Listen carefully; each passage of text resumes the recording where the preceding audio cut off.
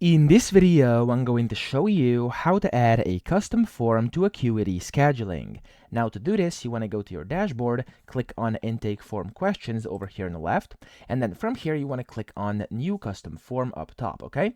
So that's how you add a custom form. Just click on this, and then from here you basically have to go through. So you have to give it a form name and a description. Now both of these are going to be optional, but of course you can add them if you wanna. I'm just going to actually do this, and I'm going to name this first form over here, for example, business info, okay, like this. And of course description, you could type in, for example, this is a form about your business information, stuff like that.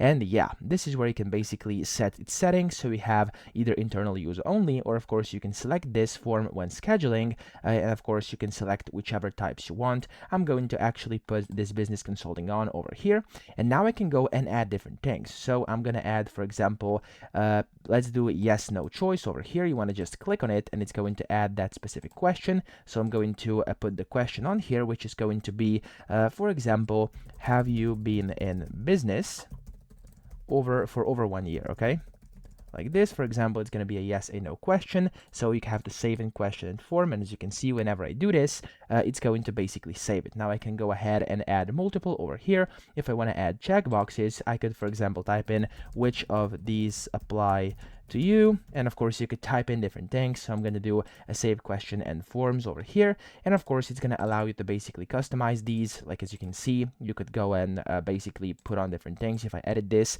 the question is going to be that. You can make it required, etc. So yeah, a bunch of things are possible in here. And then here you have also like drop down lists, you have file uploads, addresses, etc.